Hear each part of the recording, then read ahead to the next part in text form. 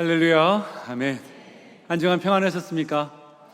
밝은 얼굴 옆에 분과 인사하겠습니다. 평안하셨습니까? 인사하겠습니다. 평안하셨습니까? 평안하셨습니까? 아멘. 젊은이들이 부르는 찬양 가운데 이런 가사를 담고 있는 찬양이 있습니다.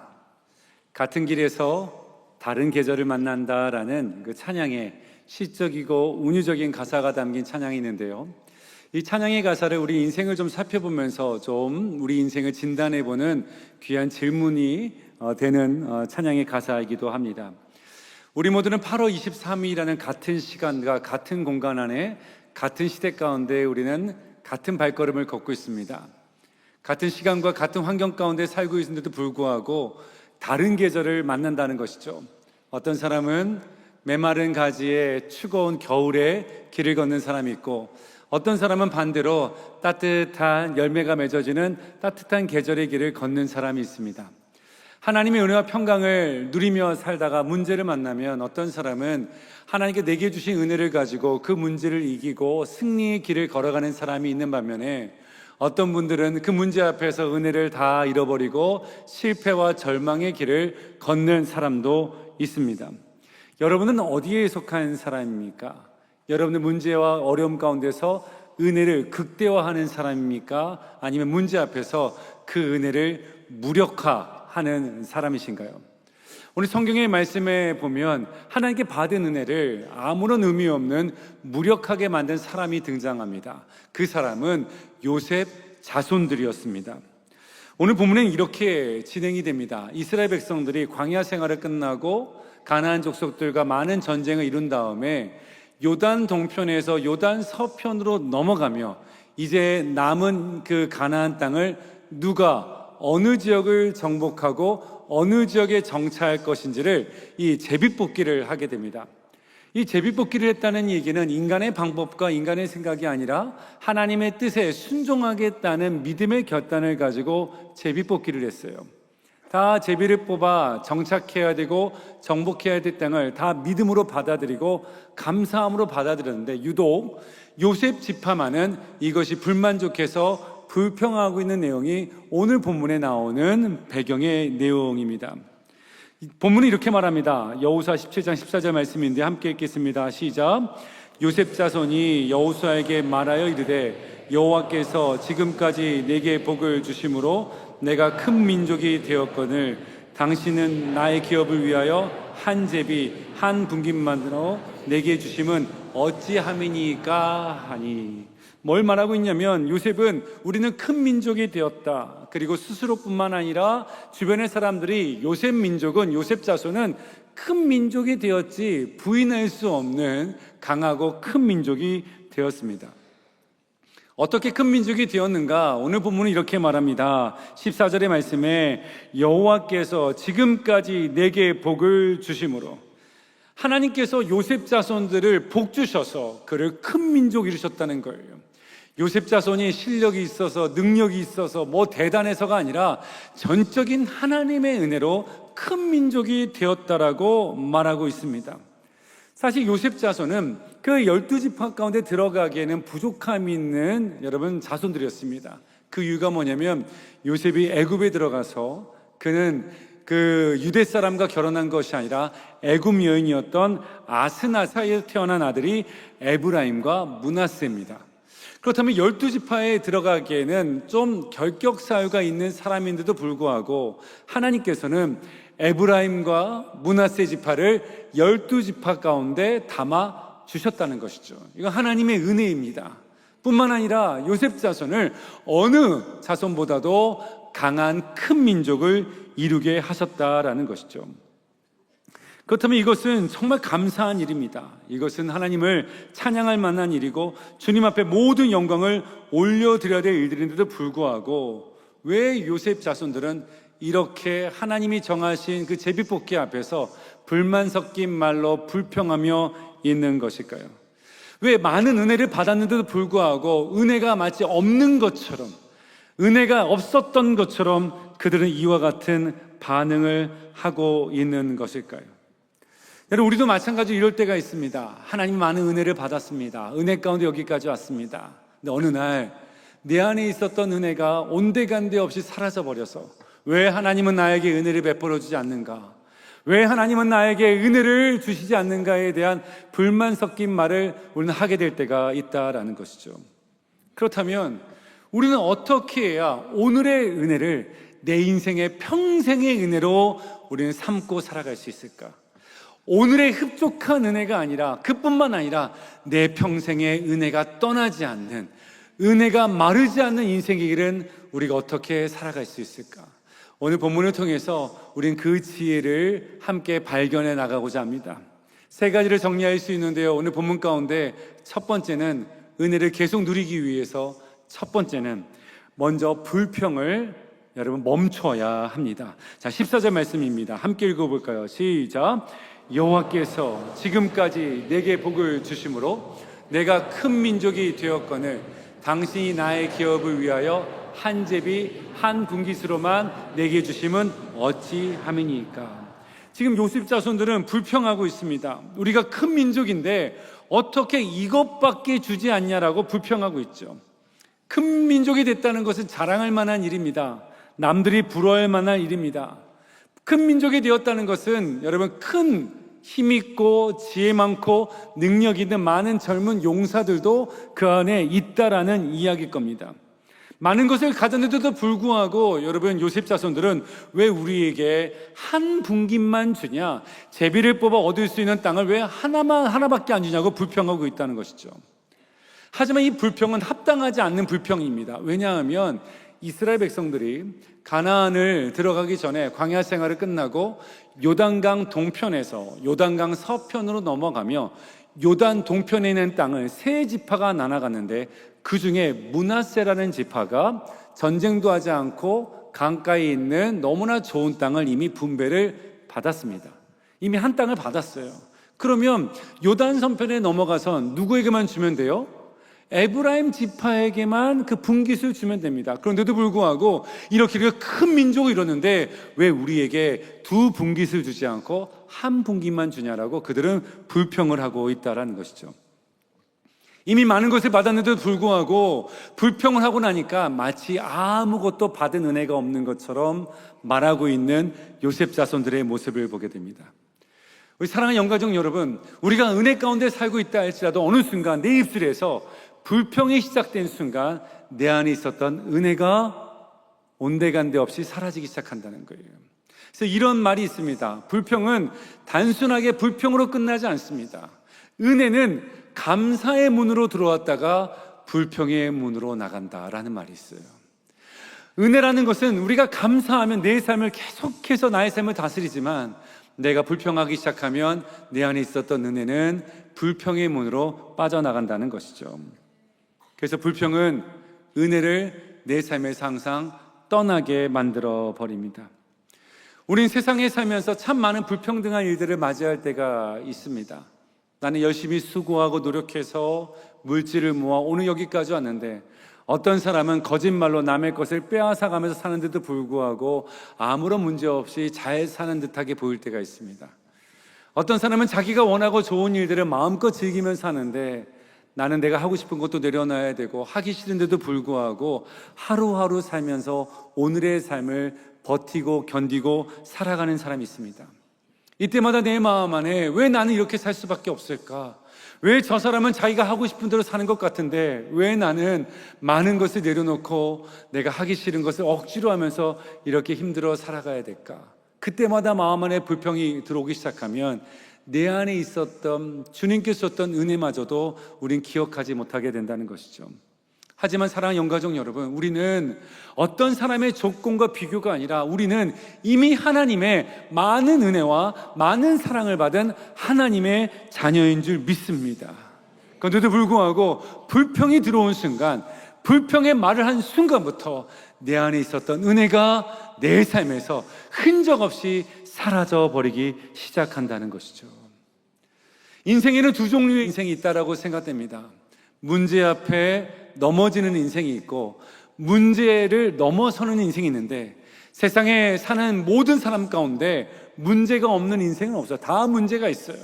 문제를 넘어서는 인생이 있고 문제 앞에 넘어지는 인생이 있는데 여러분 하나님의 은혜가 있으면 어떤 문제를 만나도 그 문제를 넘어서는 인생이 되는 것이고, 어떤 작은 문제가 온다 할지라도 하나님의 은혜가 없으면 그 문제 앞에서 넘어지는 인생이 될 수밖에 없다라는 것이죠. 여러분, 은혜는 우리가 잘나서 대단한 업적을 세워서 받은 것이 아니라 하나님께서 우리에게 얻을 수 없는 것을 거저 주신 것이 하나님의 은혜입니다. 근데 어느 순간부터 그 은혜가 마치 내가 마땅히 가져야 될 권리라고 생각한 순간부터 우리는 은혜에 대해서 불평하며 살기 시작한다는 것이죠. 그럼 내 삶에 은혜가 영원히 지속되지 못하는, 평생 은혜의 삶이 아니라 은혜가 메마른 인생의 길을 우린 살아가기 시작한다는 겁니다. 2005년도에 대학 사역을 하면서 우리 대학생들과 함께 한 달 동안 브라질 단기 선교를 간 적이 있습니다. 한 달 선교였기 때문에 아이들을 먼저 보내고 2주 후에 저는 2주만 선교하려고 이제 혼자 14시간 LA에서 비행기를 타고 상파울로에 도착을 했습니다. 그리고 도착하고 나서 선교 현장까지 한 10시간 정도의 이제 버스를 타고 이제 가야 되는데, 저를 마중 나오신 목사님께서 그 버스 티켓, 지킹으로 가는, 누워서 가는 그 버스 티켓을 예매했어야 되는데 미처 예매하지 못하고 불가피하게 18시간을 가야 되는, 눕지도 못하고 그냥 15도 각도로 이곳저곳 둘르면서 18시간 걸려야 가는 그 버스를 예약해서 가게 됐습니다.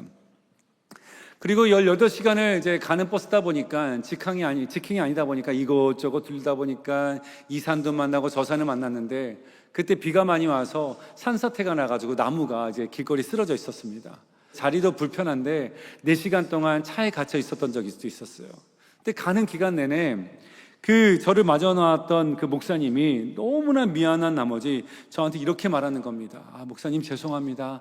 제가 티켓을 미리 예매했어야 되는데, 그랬으면 이런 고생도 안 하는데 너무나 미안합니다. 너무 이렇게 미안해 하시는 거예요. 그때 제가 이렇게 말씀드렸습니다. 아닙니다, 목사님. 일부러 그러신 것도 아닌 것 같은데, 혹시 모르겠습니다. 일부러 그런지 모르겠지만 일부러 그러신 것도 아닌 것 같은데, 오히려 하나님께서 브라질이 어떤 곳인지 이것저것 다 구경도 하게 하시고, 또 가면서 선교사님과 목사님과 또 얘기도 많이 하고, 또 중간중간에 식사 시간에는 브라질리안 바베큐도 먹고 저 산과 아름다운 산을 보면서 이렇게 갈 수 있는 것이 참 하나님께서 우리에게 주신, 저에게 주신 은혜이고 선물과 같습니다. 정말 최고의 시간입니다라고 말씀을 드렸어요. 참 잘했죠? 네, 잘 말씀드렸습니다. 근데 미안해 하시는 그 목사님, 죄송합니다, 제가 티켓을 미리 끊었어야 되는 이 목사님에게 제가 만약에 이렇게 말했다면, 네, 정말 그렇네요, 목사님께서 조금 일찍 티켓을 구입했으면 이런 어려움은 겪지 않잖아요. 선교도 시작도 안 했는데 벌써 지쳐서 선교를 하라는 건지 말라는 건지 도저히 저는 이해가 안 됩니다. 기분 나빠서 티를 팍팍 내면서 아무 말도 안 하고 있었다면 그 분위기가 어떻겠어요? 아마 험악했을 겁니다. 그리고 브라질에 있는 그 자연의 아름다움은 하나도 내 눈에 들어오지 않았을 거예요.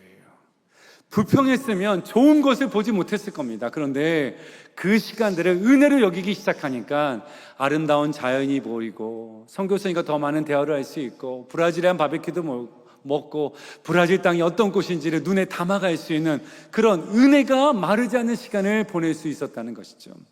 그래서 22시간을 10시간 만에 갈 거리를 22시간, 총 시간으로 말하면 거의 36시간을 선교지에 딱 도착했습니다. 선교사님도 너무나 미안했던지 저를 보자마자 이렇게 말하는 겁니다. 목사님이 오시기 전까지 비가 오고 바람 불고 추워서 사역을 제대로 못했는데, 목사님이 딱 오늘 도착한 그날 비가 멈추고 바람이 멈추고 해가 뜨고 선교하기 최고의 좋은 날이 왔습니다라고 말하길래 목사님께서 하나님께 우리에게 보내준 선물과 같다고. 그때 제가 그 얘기를 듣고 나서, 선교사님 그게 말이 됩니까? 비가 멈출 때가 됐으니까 멈췄고 좋은 날이 왔으니까 왔지, 이게 나랑 온 게 무슨 상관이 있습니까? 이렇게 말한들 무슨 의미가 있겠어요? 근데 여러분, 우리 주변에 그런 사람이 있어 없어요? 꼭 있습니다. 좋은 말을 해줘도 받지 않고 뭐 그러겠어 뭐 이런 분 있잖아요. 그때 제가 이렇게 말했어요. 설교사님, 맞습니다. 신기해요. 저는 가면 다 좋아집니다. 식당에 가도요, 제가 도착한 순간부터 손님이 줄 뒤에 꽉 씁니다.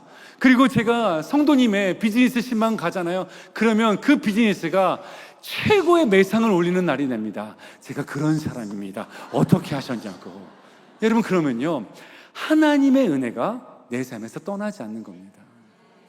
불평하면, 원망하면 하나님의 은혜가 메마르지만 어떤 형편과 환경이든지 간에 감사하면, 믿음으로 받아주면 내 삶에 평생의 은혜가 떠나지 않게 된다는 것이죠. 여러분, 우리가 믿음으로 모든 것을 받아야 되는 거예요. 성경에 심은 대로 거둔다고 믿음을 심으면, 은혜의 말을 심으면 은혜가 마르지 않게 되는 줄 믿습니다. 여러분, 요셉 자손도요, 자신들이 큰 민족이라는 것을 알았어요, 몰랐어요? 알았습니다. 누구 때문에 큰 민족이 됐다는 걸 알았어요, 몰랐어요? 알았습니다. 하나님께서 우리에게 복을 주심으로. 그런데 불평하기 시작하니까 하나님께서 우리에게 복 주셨던 것을 까먹기 시작해요. 큰 민족이 되었기 때문에 더 많은 일을 할 수 있다는 것에 대한 생각을 안 하게 됩니다. 사랑하는 가족 여러분, 불평은 하나님께서 내게 주신 은혜를 쏟아버리는 거예요. 하지만 불평을 멈추고 은혜를 더 은혜답게 반응한다면 내 삶에 평생의 은혜가 끊이지 않는 복된 삶을 살게 될 줄 믿습니다. 두 번째, 어떻게 해야 여러분 우리는 계속 은혜를 누릴 수 있을까요? 자, 첫 번째는 뭘 하지 말라고요? 불평하지 말아라. 두 번째는 남 탓을 멈추셔야 합니다. 우리가 남을 탓하기 시작하면 그때부터 여러분 우리 안에도 은혜가 메마르기 시작합니다. 오늘 므낫세와 에브라임 지파는 이 한 분깃을 뽑는 이 과정에서 이렇게 어렵고 힘들게 된 것은 다 여호수아, 당신 때문입니다라고 여호수아를 탓하고 있습니다. 자, 14절 말씀인데요, 한 번 더 읽어보겠습니다. 시작. 요셉 자손이 여호수아에게 말하여 이르되 여호와께서 지금까지 내게 복을 주심으로 내가 큰 민족이 되었거늘 당신이 나의 기업을 위하여 한 제비 한 분깃으로만 내게 주심은 어찌함이니까 하니. 뭐라고 말하고 있어요?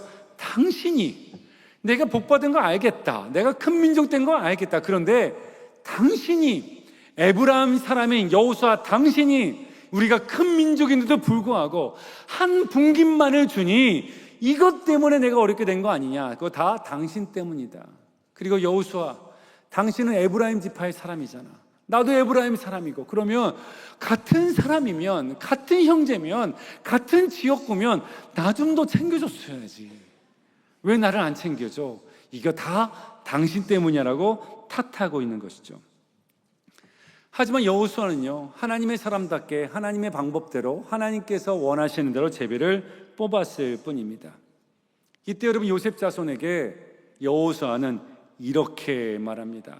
우리 15절 말씀인데요, 함께 읽겠습니다. 여호수아가 그들에게 이르되 내가 큰 민족이 되므로 에브라임의 산지가 내게 높을진데 브리스 족속과 르바임 족속의 땅 살림에 올라가서 스스로 개척하라 하니라. 입장이 너무나 다른 겁니다. 이 요셉 자손들은 큰 민족이어서 땅이 부족하다고 말하지만 여호수아는 뭐라고 말해요? 큰 민족이기 때문에 땅이 부족한 건 맞지만 큰 민족이어서 더 많은 곳을 너희가 개척할 수 있지 않겠냐. 그 많은 땅을 스스로 올라가서 개척하라. 그 땅이 너희 땅이 될 것이라고 여러분 여호수아는 말하고 있는 것이죠. 여러분, 우리가 남 탓을 하기 시작하면 그때부터 내 인생의 주도권을 그 남 탓한 사람에게 넘겨주는 것과 같은 겁니다. 우리 인생의 모든 이유와 모든 결정권을 내가 그 사람에게 주는 거예요. 우리 이렇게 말할 때가 있죠. 그 사람 때문입니다. 내가 이렇게 힘들게 된 것은 그 사람 때문입니다. 내가 이렇게 어렵게 된 것은 그 사람 때문입니다. 내가 이렇게 부족하게 된 것은 다 그 사람 때문입니다. 그 사람 때문입니다. 그러면 내 인생의 주도권이 누구에게 있다? 그 사람에게 있다는 겁니다. 여러분, 우리 인생의 주도권은 누구에게 있어요? 하나님께 있습니다. 우리의 주인은 그 사람이 아니에요. 우리의 주인은 하나님입니다. 우리 인생을 열어가는 것은 그 사람의 반대가 아닙니다. 찬성이 아닙니다. 우리 인생을 열어가는 것은 하나님의 손길인 줄 믿습니다. 그런데도 불구하고 계속해서 누구를 탓하고 그 사람 때문이다, 그 사람 때문에 안 됐다고 말하면 나의 인생의 주도권을 그 사람에게 넘기고 그 사람에게 속박되어 있는 인생의 길을 걷게 된다는 것이죠. 우리가 하나님의 다스림 가운데 살기 위해서는 사람을 탓해서는 안 됩니다. 왜요? 나는 하나님의 은혜의 다스림이 있기 때문에 그 누가 나타나도, 그 누가 내 앞길을 막아도, 그 누가 내 앞길을 방해해도 하나님께서 은혜 주시는 인생을 막을 자가 없다. 이 고백을 드리며 살아가야 되는 줄 믿습니다. 남 탓할 것 없어요. 왜요? 그 탓하는 남보다 하나님이 더 크신 하나님이기 때문에 그렇습니다. 누가 하나님을 막겠어요? 누가 하나님께서 하시겠다는데 그 누가 강한 자가 하나님의 하실 일을 막을 자가 있겠습니까? 그렇기 때문에 여러분 삶에 그 누구도 탓하지 마십시오. 탓한 순간 하나님의 은혜의 다스림에서 나는 멀어지기 시작한다는 거예요. 예전에 제가 이제 미국에 갈 때 인기 끌었던 아이들 프로그램이 있었는데 그게 뭐냐면 우리 아이가 달라졌어였습니다. 우리 아이가 달라졌어요. 지금은 잠깐 멈추다가 최근에는 금쪽 같은 내 새끼라는 프로그램이 바뀌었는데 이 부모의 입장에서 이 말썽꾸러기, 이 구제불능이 이 아이를 방송에 나와서 내 자식을 보인다는 건 여러분 결코 쉽지 않은 결정이었을 겁니다. 도저히 견딜 수 없고 도저히 참을 수 없고 내 힘과 내 노력은 안 되기 때문에 이러다가 내가 죽을 것 같으니까 이 아이를 이제 방송에 이제 나와서 진단받고 치료받게 하잖아요. 그런데 이제 그 예고편을 보면 모든 시청자들은 다 누구의 문제로 봐요? 이거 아이 문제다. 야, 어쩜 아이가 이럴 수 있냐? 폭력적이고 뭐 말도 안 듣고 고집 부리고 막 이런 모습을 보잖아요. 그래가지고 그 예고편을 볼 때 진짜 인절미 한 3개 먹다가 목에 걸린 마음으로 답답해 막 이러면서 보잖아요. 그런데 본 방송을 보기 시작하면 완전 입장이 달라져요. 분명히 예고편은 아이 문제인 줄 알았는데 보니까 누구 문제예요? 다 부모 문제. 어떻게 이렇게 잘하세요? 다 부모 문제였다는 거. 그러니까 이게 다 아이 문제라고 보니까 길이 안 보이는 거예요. 아이 문제라고 보니까 개선의 여지가 안 생기는 거예요. 아이 문제라고 생각하니까 뭐예요? 모든 것이 다 내 인생 이렇게 만든 거는 이 아이 때문으로 생각하는 거예요. 힘들어지기 시작하는 거예요. 바뀌어지지 않는 거예요. 여러분, 남 탓하는 인생치고 하나님의 은혜 가운데 들어가는 사람 없습니다. 여러분, 우리는 하나님의 손에 있음을 믿어야 돼요. 지난주에 오정의 담임 목사님께서 해방선언을 이야기하시면서 이렇게 말씀하셨습니다.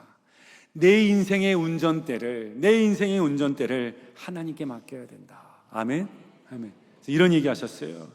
하나님의 인도하심이 테슬라의 자율주행보다 못합니까? 그때 뭐라고 답변하셨죠? 그럴 수 없습니다. 따라하려니까 저 안 되긴 하지만 하나님의 그 인도하심이 테슬라의 그 자율주행보다 못합니까? 그럴 수 없습니다. 여러분, 하나님의 은혜의 다스림은 우리의 삶을 계속해서 선하고 아름다운 길로, 행복의 길로, 은혜가 마르지 않는 평생의 은혜의 삶으로 저와 여러분의 삶을 이끌고 인도하여 주시는 줄 믿습니다. 남을 탓하기 시작하면 그때부터 하나님의 선하심이 안 보여요. 하나님의 이끄심이 안 보입니다. 그냥 내 인생을 가로막고 있는 저 사람밖에 안 보이는 거예요. 그러니까 하나님의 손길이 안 보여요. 하지만 남을 탓하는 걸 멈추고 하나님, 나의 인생은 하나님의 은혜의 손에 있습니다라고 고백하면, 누구도 탓하지 않으면 그때부터 나의 인생을 이끌어 가시는, 은혜로 나의 삶을 이끌어 가시는 하나님의 손길을, 크신 은혜를 보게 되는 줄 믿습니다. 그렇게 하나님의 은혜를 알기에 우리는 누구도 탓하지 않고, 나를 돕는 분은 하나님밖에 없다, 내 인생의 길을 열어주시는 분은 하나님밖에 없다라는 믿음을 가지고 살 때에 하나님의 은혜가 나의 삶에 평생의 은혜로 이어지는 축복된 삶을 누리게 될 줄 믿습니다. 마지막으로 여러분, 은혜를 계속 누리려면 어떻게 해야 될까요? 첫 번째는 불평을 멈춰야 됩니다. 두 번째는 남 탓을 멈춰야 됩니다. 마지막으로 세 번째는 포기하는 것을 멈춰야 합니다. 자, 오늘 요셉 자손인 이 에브라임 지파와 이 므낫세 지파가 이 여호수아가 권면을 했을 때 이들은 이렇게 또한 답변합니다. 16절 말씀인데요, 함께 읽겠습니다. 요셉 자손이 이르되 그 산지는 우리에게 넉넉하지도 못하고 골짜기 땅에 거주하는 모든 가나안 족속에게는 벤스안과 그 마을들에 거주하는 자이든지 이스라엘 골짜기에 거주하는 자이든지 다 철병거가 있나이다 하니. 이 말은 뭐예요? 거기에는 사람들도 많고 산지도 험하고 거기 있는 사람들은 다 철기 무기를 갖고 있기 때문에 우리는 절대로 그들을 이길 수 없다, 이걸 말하는 겁니다. 불가능합니다, 못합니다, 안 됩니다, 해봤자 소용없습니다. 그러니 나는 포기하겠습니다. 우리가 이런 태도를 취할 때가 많습니다. 하나님을 믿는다고 하면서 하나님의 약속이 있음을 고백하면서도 불구하고 항상 문제 앞에서, 어려움 앞에서 난 안 돼, 난 어려워, 포기할 거야, 안 할 거야, 해봤자 의미가 없어, 내가 제대로 할 수 있을까, 늘 포기의 시간을 보낼 때가 있죠. 그러나 여러분, 우리는 하나님의 은혜 가운데 거하기 위해선 하나님께서 우리에게 은혜 주신다는 것에 대한 생각과 믿음으로 가는 자에게 주님께서 은혜를 내려주신다는 약속에 대한 포기를 하지 말아야 된다는 겁니다. 그래서 여러분, 여호수아는 17절 18절에서 이렇게 말합니다. 함께 읽겠습니다. 시작. 너는 큰 민족이요 큰 권능이 있은즉 한 분깃만 가질 것이 아니라 그 산지도 내 것이 되리니 비록 살림이라도 내가 개척하라 그 끝까지 내 것이 되리라. 아멘. 여호수아가 뭘 말하고 있어요? 너희가 하나님의 복주심으로 큰 민족이 되지 않았냐? 그리고 너에게 큰 능력이 있지 않냐? 여기서 말하는 큰 능력은 무엇일까요?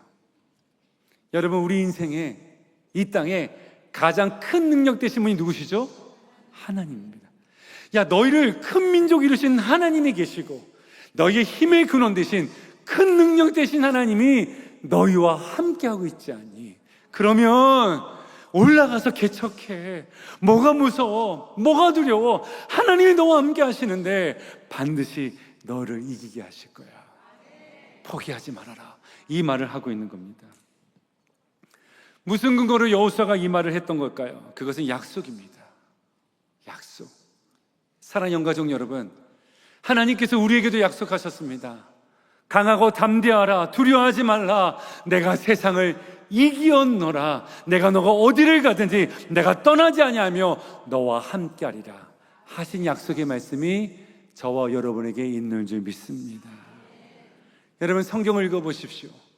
성경은 수많은 약속으로 기록되어 있어요. 두려워하지 말아라, 무서워하지 말아라, 내가 너와 함께 할 거야, 담대해라, 너는 능치 못한 일이 없으리니 내가 너에게 하나님의 크신 일을 보이리라.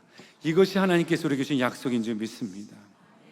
그래서 하나님의 은혜를 계속 누리기 위해선 우리는 절대로 포기하지 않으셔야 됩니다.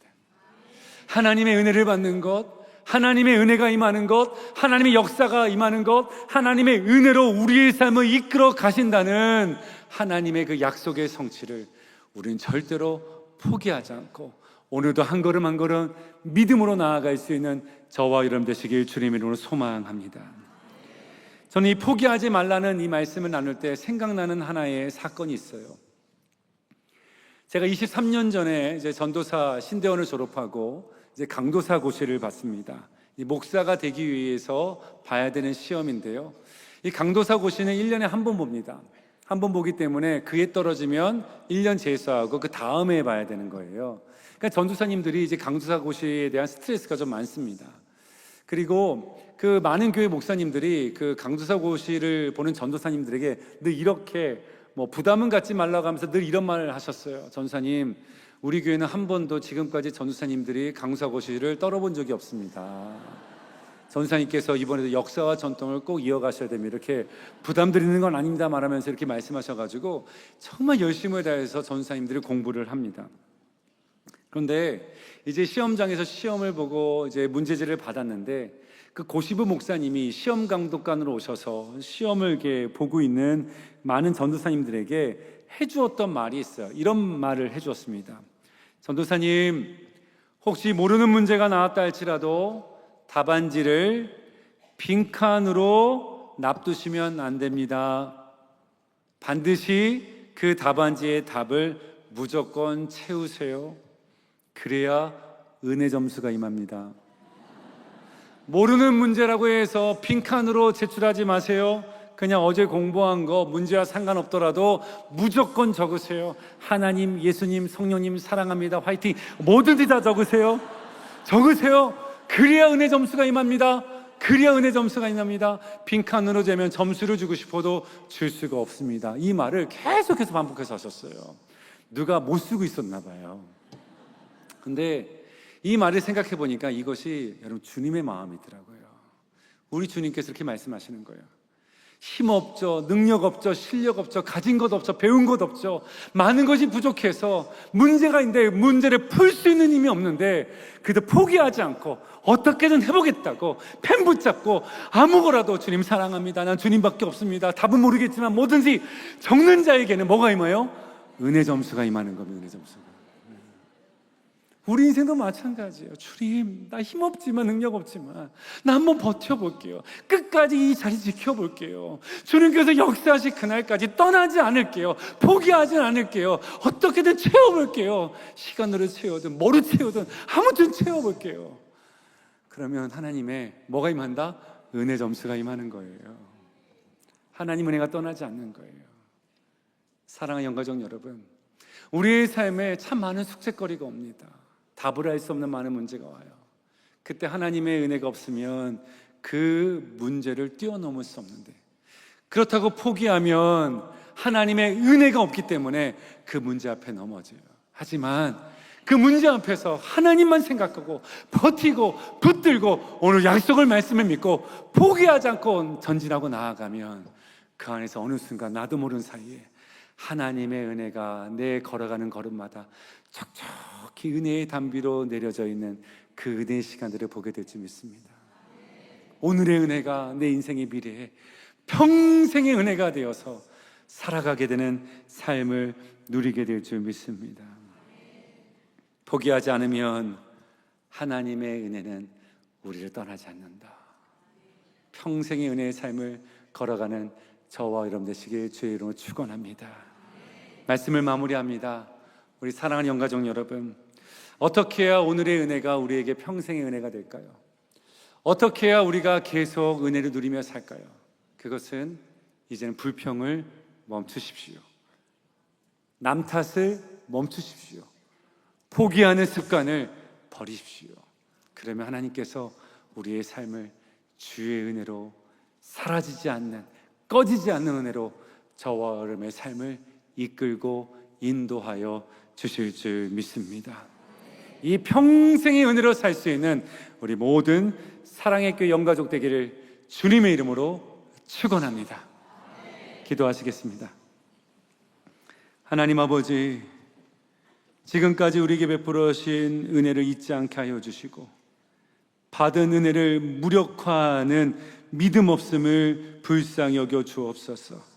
불평을 멈추게 하시고 감사하게 하시며 남을 탓하기보다는 우리의 모습을 돌아보게 하시고 어려움 앞에서 포기하지 않고 하나님의 약속을 붙들게 하여 주옵소서.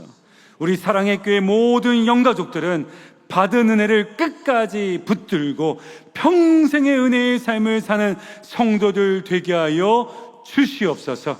감사드리올 때 우리 주 예수 그리스도의 이름으로 기도하옵나이다. 아멘.